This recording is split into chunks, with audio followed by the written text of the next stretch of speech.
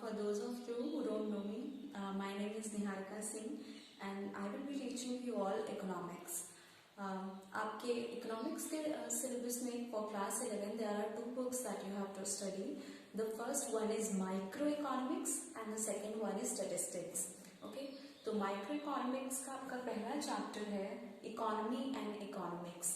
इस चैप्टर में हम बेसिकली ये समझने की कोशिश करेंगे कि इकोनॉमी क्या होती है, इकोनॉमिक्स क्या होती है, ओके, कितनी टाइप की इकोनॉमीज होती हैं and why do we need to study economics as a subject.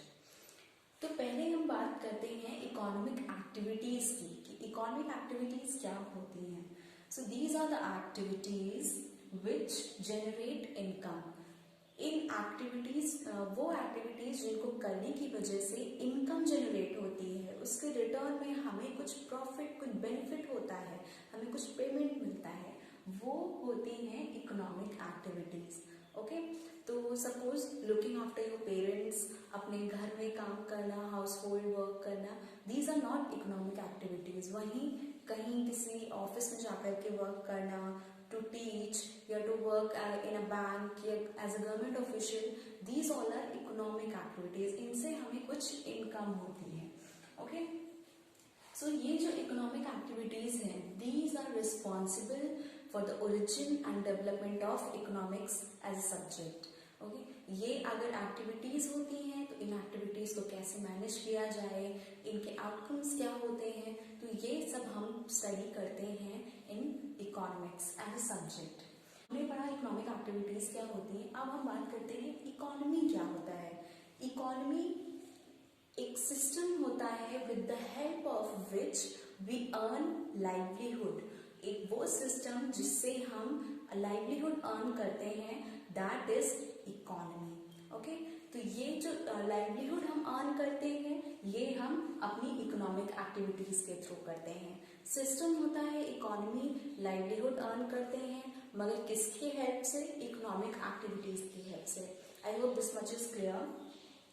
Now let us talk about हम ये क्यों एक्टिविटीज करते हैं, क्यों हम लाइवलीहुड अर्न करते हैं. Because humans have wants. Her human being की कुछ नीड्स होती हैं, कुछ वांट्स होती हैं. नीड्स तो एक इंसान की फुलफिल हो जाती हैं at certain point of time, but when we talk about wants, आपकी जरूरतें फुलफिल हो जाती हैं, इच्छाएं नहीं बढ़ती हैं. तो अगर आप वांट्स की बात करें तो ह्यूमन बीइंग्स की wants they are unlimited. Okay, मगर उनको उन वांट्स को, उन इच्छाओं को पूरा करने के जो मीन्स होते हैं, जो हमारे पास रिसोर्सेज होते हैं, वो लिमिटेड होते हैं. वांट्स हमारी अनलिमिटेड हैं, हमारे मीन्स या रिसोर्सेज दे आर लिमिटेड, मतलब वो स्कैर्स में है, कमी है उनकी, अभाव है उन रिसोर्सेज का. तो यहाँ पे प्रॉब्लम अराइज हो जाती है. इसको बोलते हैं इकोनॉमिक प्रॉब्लम. ओके, जब आपकी वांट्स अनलिमिटेड हो और आपके रिसोर्सेज या मीन्स आपके स्कैर्स हों, तो इकोनॉमिक प्रॉब्लम अराइज हो जाती है. और उस प्रॉब्लम को सॉल्व करने के लिए, उन प्रॉब्लम्स को स्टडी करने के लिए we need to study economics. अगर हम इकोनॉमिक्स की डिक्शनरी डेफिनेशन की बात करें, there economics has been defined as a science which studies human activities relating to wealth. मतलब wealth से related human activities जितनी भी होती हैं उनको study करना, वो जो science होती है, that is your economics. तो ऐसी ये जो definition थी, it is that economics is the science of wealth, ये दी थी एडम स्मिथ ने. Adam Smith he is known as the father of economics. Okay, तो इन्होंने कहा था economics is the science of wealth. ये पहले अर्लियर कॉन्सेप्ट था. अर्लियर इकोनॉमिस्ट यही बिलीव करते थे कि वेल्थ से रिलेटेड जो भी स्टडी होती है, उस स्टडी को वो जो स्टडी साइंस होती है वेल्थ को स्टडी करने की, दैट इज इकोनॉमिक्स. क्योंकि पहले economy was only about collecting revenue for the government. Okay, तो गवर्नमेंट जो रेवेन्यूज वगैरह कलेक्ट करती थी, टैक्सेस लेती थी, सिर्फ उन्हीं से रिलेटेड कंसर्न होती थी इकोनॉमिक्स. मगर धीरे धीरे with the development of trade and commerce, economics का स्कोप बढ़ता गया. और अब this is not only the science of wealth. अब इसमें वेलफेयर कॉन्सेप्ट और बहुत सारे कॉन्सेप्ट, डेवलपमेंट कॉन्सेप्ट ऐड हो चुके हैं. अब हम अगर एक्चुअल डेफिनेशन की बात करें इकोनॉमिक्स की, तो it is the science of human behaviour concern with the allocation of scarce means or resources in such a way that consumers can maximize their satisfaction, producers can maximize their profits, and society can maximize social welfare. तो जैसे हमने बात की थी अभी कि wants unlimited हैं मगर आपके रिसोर्सेज स्कार्स हैं, तो उन वॉन्ट्स को, उन रिसोर्सेज को ऐसे हमें यूज करना होगा कि हमारी जो वॉन्ट्स हैं, हमारी मैक्सिमम वॉन्ट्स सेटिस्फाई हो जाए। ओके, तो अगर आप एक इंडिविजुअल की बात करेंगे, एक पर्सन की बात करेंगे, तो उसका मेन एम क्या होगा? कोई भी चीज, कोई भी इकोनॉमिक एक्टिविटी वो कर रहा है, उसके पास कोई रिसोर्स है, अगर वो उसको यूज कर रहा है तो उसका मेन एम होगा कि उसको जो सेटिस्फैक्शन मिल रहा है उसको यूज करने से, मतलब उस रिसोर्स को यूज करने पर उसको जो संतुष्टि मिल रही है, जो यूजफुलनेस, जो यूटिलिटी उसको मिल रही है, वो मैक्सिमम हो। वहीं आप अगर किसी प्रोड्यूसर की बात करेंगे जो गुड्स और सर्विसेज प्रोड्यूस करता है, ओके, तो उसका मेन एम ये होगा कि उसका प्रॉफिट मैक्सिमम हो। और अगर आप सोसाइटी एट ए लार्ज की बात करेंगे तो सोसाइटी का एम होता है कि सोशल वेलफेयर हो, मतलब ज्यादा से ज्यादा लोगों का भला हो सके और उनकी वांट्स, उनकी नीड्स फुलफिल हो पाए। तो ये जो आपकी इकोनॉमिक्स होती है वो स्टडी करती है कि कैसे स्कैर्स मीन्स को, स्कैर्स रिसोर्सेज को कैसे एलोकेट किया जाए कि इंडिविजुअल्स की जो सेटिस्फैक्शन है वो मैक्सिमम हो, प्रोड्यूसर्स का प्रॉफिट मैक्सिमम हो और सोसाइटी का वेलफेयर मैक्सिमम हो। So now let us about scarcity and choice. जैसे मैंने अभी बताया था कि रिसोर्सेज लिमिटेड होते हैं, स्कैर्स होते हैं, तो स्कैर्सिटी आपकी वो सिचुएशन हो जाएगी where what you have is less than what you want. आपके पास जो है वो आप जो चाहते हैं उससे कम है। जब सप्लाई किसी चीज की, रिसोर्सेज की सप्लाई उसकी डिमांड से कम होगी तो उस सिचुएशन को बोलेंगे स्कैर्सिटी। और जो चॉइस होता है, choice is an outcome of scarcity. Choice भी आता है स्कैर्सिटी की वजह से। चॉइस कैसे आता है ये हम बात करते हैं। पहली चीज चॉइस के लिए ये इस वजह से अराइज होती है चॉइस क्योंकि रिसोर्सेज स्कैर्स होती हैं, लिमिटेड होती हैं, plus second thing is resources have alternative uses. मतलब एक रिसोर्स को बहुत चीजों में यूज किया जा सकता है, उसके बहुत सारे यूजेस होते हैं। फॉर एग्जाम्पल हम लैंड की बात करते हैं, तो लैंड एग्रीकल्चर के लिए भी यूज कर सकते हैं और इसको कंस्ट्रक्शन पर्पसेस के लिए भी यूज कर सकते हैं। ओके, इलेक्ट्रिसिटी है, इलेक्ट्रिसिटी के मल्टीपल यूजेस होते हैं। मिल्क की बात करते हैं, मिल्क के मल्टीपल यूजेस होते हैं। अगर सिर्फ हाउस होल्ड्स की बात करते हैं तो प्योर कॉफी बनाने के लिए भी हो सकता है, बेबीज को देने के लिए भी होता है और इससे स्वीट्स वगैरह या डिशेस वगैरह भी बनाई जा सकती है। तो इनके ऑल्टरनेटिव यूजेस होते हैं। तो सपोज आपका मिल्क जो है सडनली कुछ किसी भी प्रॉब्लम की वजह से मिल्क सप्लाई कंट्री में कम हो जाता है, आपकी सिटी में कम हो जाता है, तो आपको सिर्फ आपकी डेली रिक्वायरमेंट, सपोज आपके घर की 2 लीटर्स थी मगर आपको सिर्फ ½ लीटर मिला है, तो आप सिर्फ नेसेसरी चीजों के लिए उसे यूज करोगे। ओके, जो सबसे आपके लिए नेसेसरी होगा उस चीज में मिल्क का यूटिलाइजेशन होगा, बाकी चीजों को आप अवॉइड करोगे। सिमिलरली अगर हम आप वाटर की बात करते हैं, सपोज किसी जगह पे जहाँ पे पानी की कमी है, वहां पे आपके पास एक दिन में खर्च करने के लिए सिर्फ 1 बकेट पानी है, तो आप उसको ड्रिंकिंग पर्पसेस के लिए यूज करोगे या क्लीनिंग पर्पसेस के लिए यूज करोगे। ठीक है, तो सबसे पहले आपकी प्रायोरिटी क्या हो जाएगी, उसको ड्रिंकिंग के लिए यूज करना। ओके, तो ये जो यहाँ पे हमें चूज करना पड़ रहा है, तो ये क्योंकि आपके जो रिसोर्सेज हैं पहले तो वो स्कैर्स हैं और दूसरा उनके ऑल्टरनेटिव यूजेस हैं। Let us take an example. Suppose you have ₹100 in your pocket and you want to purchase 10 things और उनमें से हर एक चीज का प्राइस इज ₹100। तो you will have to make a choice क्योंकि आपके पास resources means money that is limited और आप चीजें ज्यादा चाह रहे हो। ओके, तो you will have to make a choice कि आप उन 10 में से कौन सी चीज परचेज करोगे और बाकी कौन सी नहीं परचेज करोगे। 9 को आपको छोड़ना होगा, सिर्फ आप एक ही परचेज कर सकते हो because you have limited resources. तो यहाँ पे क्या हो रहा है, स्कैर्सिटी की वजह से, क्योंकि आपके पास मनी, आपके रिसोर्सेज वो स्कैर्स हैं, you have to make a choice. और चॉइस में क्या होता है, you have to make a decision कि ये डिसीजन लेने का जो साइंस है कि इकोनॉमिक्स के कॉन्सेप्ट में, इकोनॉमी के कॉन्सेप्ट में कौन सी चीज बेस्ट रहेगी, तो ये डिसीजन लेने की जो साइंस है, ये इसको स्टडी करने के लिए we need to study economics. अब हम बात करते हैं कि इकोनॉमिक्स को कैसे कैटेगराइज किया गया है। इकोनॉमिक्स को मेनली 2 कैटेगरीज में डिवाइड किया गया है, micro economics and macro economics. Micro means small, okay, micro means small and macro means large. और आप एक और चीज नोटिस कर सकते हैं, माइक्रो या आई stands for individual and A stands for aggregate. तो जहां पर हमें इकोनॉमिक्स में एक इंडिविजुअल कंज्यूमर की, एक इंडिविजुअल कमोडिटी की, एक इंडिविजुअल प्रोड्यूसर की बात करते हैं, तो वहां पे क्या आ जाता है, माइक्रो इकोनॉमिक्स। और जहां पे हम एग्रीगेट की बात करते हैं, मतलब पूरे होल की, पूरे कंट्री की स्टडी करते हैं, या कंट्री के किसी एक बड़े से रीजन की स्टडी करते हैं, दैट इज, तब होता है वहां पे मैक्रो इकोनॉमिक्स। तो आई आप individual could be goods, individual could be consumers, producers.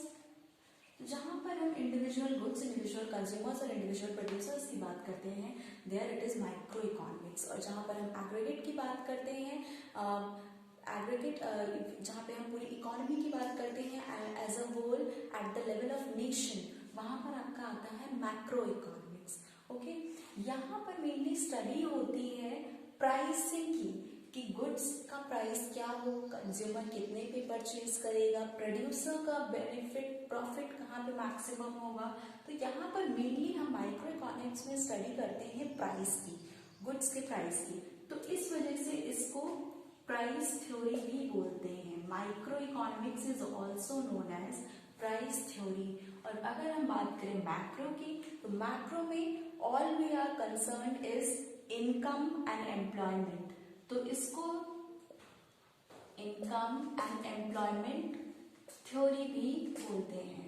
Okay, so micro is price theory and macro economics is income and employment theory. यहाँ पर माइक्रो में बात करें तो मेन चीजें जो डिटरमिन करती हैं, जो बहुत सिग्निफिकेंट रोल प्ले करती हैं, that is demand and supply. Okay, कितनी मांग है कमोडिटी की, कौन से सेक्शंस ऑफ सोसाइटी उनको डिमांड कर रहे हैं, कौन से इनकम ग्रुप्स हैं वो, प्रोड्यूसर्स कितना सप्लाई कर रहे हैं। तो माइक्रो इकोनॉमिक्स में मेजर रोल जो प्ले करते हैं, that is demand and supply. या माइक्रो इकोनॉमिक्स में मेन रोल कौन होता है, किसका होता है, गवर्नमेंट पॉलिसीज का। Government policies play a very significant role in macro economics. Employment की तरफ गवर्नमेंट की क्या पॉलिसीज हैं, इंडस्ट्रीज की तरफ गवर्नमेंट क्या पॉलिसीज हैं, कौन सी इंडस्ट्रीज को वो प्रायोरिटाइज कर रहा है, कौन सी इंडस्ट्रीज को नहीं प्रायोरिटाइज कर रहा है। Okay, so all this affects micro economics a lot. यहाँ पर माइक्रो में everything is decided by the demand and supply. Now let us talk about positive economics and normative economics and how are these two different. तो basically positive economics में क्या होता है, real और actual situation को represent किया जाता है थ्रू फैक्ट्स एंड फिगर्स। और नॉर्मेटिव इकोनॉमिक्स में क्या होना चाहिए था, the ideal situation that is given. Okay, तो पॉजिटिव इकोनॉमिक्स में द बेसिक क्वेश्चंस क्या होते हैं कि क्या है, व्हाट इज, व्हाट वाज क्या था, एंड व्हाट कुड बी, आगे क्या हो सकता है। ओके, तो पास्ट, प्रेजेंट और फ्यूचर, इन तीनों को लेकर के जो क्वेश्चंस अराइज होते हैं रिगार्डिंग इकोनॉमी, ये सब हम स्टडी करते हैं पॉजिटिव इकोनॉमिक्स में।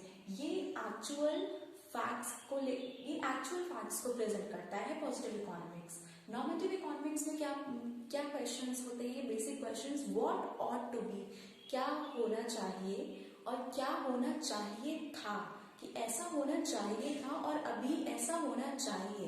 तो ये एक सजेशन देता है, एक ओपिनियन देता है एक आइडियल सिचुएशन का कि अभी जो हो रहा है वो गलत है, एक आइडियल सिचुएशन ऐसी है, ऐसा होना चाहिए। जबकि पॉजिटिव इकोनॉमिक्स में क्या होता है, वेदर इट इज गुड और बैड, वो जैसा है गुड और बैड, वो उसको वैसे ही रिप्रेजेंट किया जाता है, प्रेजेंट किया जाता है थ्रू फैक्ट्स। तो ये आपका पॉजिटिव इकोनॉमिक्स ये डील करता है रियल और एक्चुअल सिचुएशन से। नॉर्मेटिव इकोनॉमिक्स क्या डील करता है, आइडियल सिचुएशन से। बात करते हैं पॉजिटिव इकोनॉमिक्स, ये आपका फैक्ट्स के बेसिस पर होता है, और नॉर्मेटिव इकोनॉमिक्स ये ओपिनियन के बेसिस पर होता है। अब हर इंसान के लिए, हर एक इंडिविजुअल के लिए डिफर करता है एक आइडियल सिचुएशन। जैसे मेरे लिए आइडियल सिचुएशन कुछ और होगा, किसी और के लिए कुछ और होगा। तो हर एक इकोनॉमिस्ट के लिए आइडियल सिचुएशंस अलग होती हैं। तो इस वजह से जहां पर आप ओपिनियन की बात करते हैं वहां पर बात होती है नॉर्मेटिव इकोनॉमिक्स की।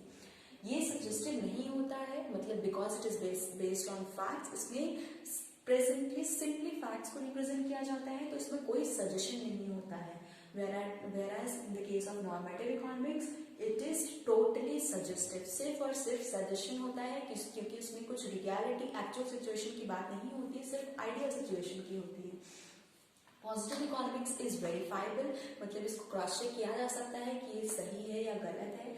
और नॉर्मेटिव इकोनॉमिक्स क्योंकि ये सजेशन होता है, ये एक आइडियल सिचुएशन को रिप्रेजेंट करता है, एक्चुअली में वैसा नहीं होता है, तो इस वजह से नॉन वेरीफाइबल है कि एक्चुअली में ये सही है या गलत है। ओके, एग्जाम्पल की बात करते हैं। सपोज इंडियन क्रिकेट टीम वो कहीं कोई मैच होता है दो टीम्स के बीच में, इंडिया और ऑस्ट्रेलिया में, और इंडियन टीम को बनानी चाहिए रन्स 241 और वो बनाती है, ऑल आउट हो जाती है 240 पे। तो 240 जो रन्स हैं वो आएगा आपका actual real situation. Ideal situation क्या होनी चाहिए थी, to win India should have made 241 runs, तो ये नॉर्मेटिव में आ जाएगा। ओके, एक और एग्जाम्पल लेते हैं। सपोज इंडिया का ग्रोथ रेट वो सपोज है 5%। ओके, अभी करंट ईयर का ग्रोथ रेट इंडिया का 5% है, मगर अगर बात करें, कोई इकोनॉमिस्ट बोल सकता है कि 5% सही नहीं है, ये एटलीस्ट 9% ऑफ ग्रोथ रेट होना चाहिए था इंडिया का इस इकोनॉमिक ईयर में। तो ये जो 5% है ये पॉजिटिव इकोनॉमिक्स का पार्ट हो जाएगा। और ये जो कहा जा रहा है कि ऐसा होना चाहिए था, आइडियल 9% होता, सही 9% होना चाहिए था, that is part of normative economics. Okay, I hope this much is clear. अब हम बात करते हैं nature and types of economies. तो नेचर और टाइप ऑफ इकोनॉमी डिपेंड करता है कि उस इकोनॉमी पे और लोगों की इकोनॉमिक एक्टिविटीज पे वहाँ की गवर्नमेंट का कितना कंट्रोल है। उसके बेसिस पे इकोनॉमीज को 3 कैटेगरीज में डिवाइड किया गया है, कंट्रोल्ड और centrally planned economies, second one is free economy जिसको बोलते हैं मार्केट इकोनॉमी, और third one is mixed economy. तो सबसे पहले वो बात करते हैं कंट्रोल्ड और सेंट्रली प्लान्ड इकोनॉमी। वो होती है जहाँ पर वहाँ के लोगों के इकोनॉमिक एक्टिविटीज पर वहाँ की गवर्नमेंट का मैक्सिमम कंट्रोल होता है, वेरी हाई कंट्रोल होता है।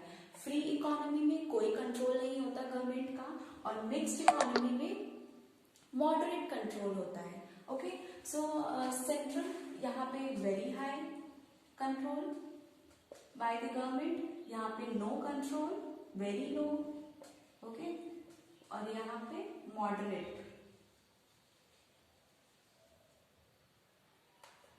Very high control, very low control and moderate control. अब बात करते हैं कि कंट्रोल करने का, अगर कोई भी इकोनॉमी है तो उसको गवर्नमेंट क्यों कंट्रोल करना चाहेगी।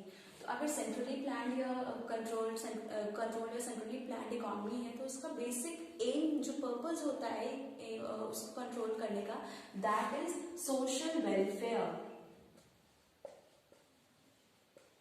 यहाँ पे जो कंट्रोल ना करने का रीजन है वो होता है प्रॉफिट मैक्सिमाइजेशन, कि लोगों का, प्रोड्यूसर्स का मैक्सिमम प्रॉफिट हो। और यहाँ पर दोनों होता है, लोगों का वेलफेयर भी हो और प्रोड्यूसर्स का प्रॉफिट भी मैक्सिमम हो। यहाँ पे जो कंज्यूमर्स होते हैं वो सोवरेन होते हैं नहीं, वो कौन से गुड्स खरीदना चाहते हैं, किस कंपनी का लेना चाहते हैं, तो उसमें जो फ्री विल होती है वो कंज्यूमर्स एक्सरसाइज कर सकते हैं या नहीं। इसमें कंज्यूमर्स का फ्री विल नहीं होता है। कौन से कमोडिटीज प्रोड्यूस होंगे, गुड्स प्रोड्यूस होंगे और कंज्यूमर्स कौन से खरीदे, ये सब गवर्नमेंट डिसाइड करती है। तो नो सोवरेनिटी।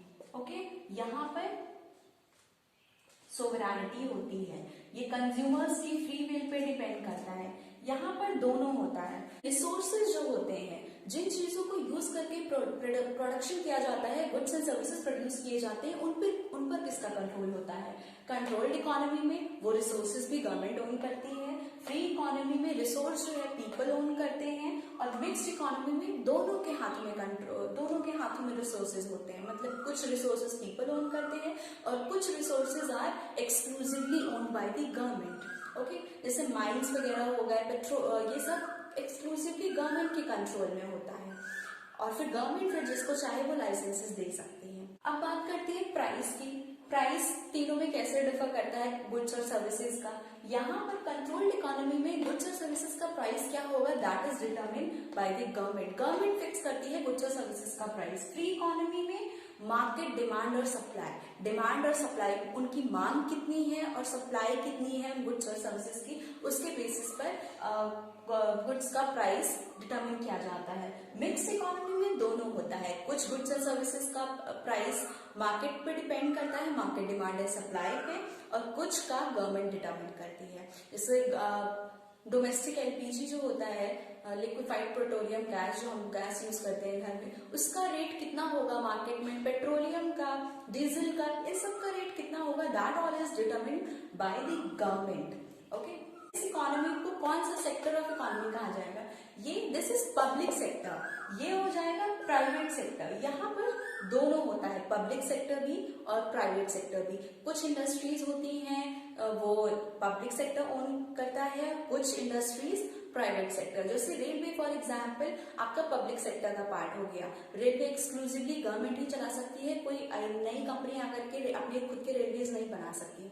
ओके, और प्राइवेट सेक्टर जो नॉर्मल कंज्यूमर गुड्स वगैरह होते हैं उन सब में हमारा प्राइवेट सेक्टर होता है। बहुत सारी प्राइवेट कंपनियां होती हैं, फर्म्स होती हैं, वो गुड्स प्रोड्यूस करती हैं, अपने मार्केट में सेल करती हैं। तो हमने ये पॉइंट्स ऑफ डिफरेंसेस पढ़े। कंट्रोल वेरी हाई, इसमें very low, and here it is moderate. यहाँ पे पर्पस सोशल वेलफेयर होता है, यहाँ पे profit maximisation, and mixed economy it is both. यहाँ पे कंज्यूमर्स की सोवरेनिटी की बात करें तो कंट्रोल्ड इकोनॉमी में कंज्यूमर्स को कोई सोवरेनिटी नहीं होती, उनकी कोई फ्री विल नहीं होती है। फ्री इकोनॉमी में फुल सोवरेनिटी होती है, और यहाँ पे बोथ होता है। अब हम रिसोर्सेज की बात करें तो यहाँ पे all the resources are owned by the government, यहाँ पर all the resources are owned by the people, and here some of the resources are owned by the people and some of the resources are owned by the government. Sector की बात करें, it is public sector, private sector, and here it is both.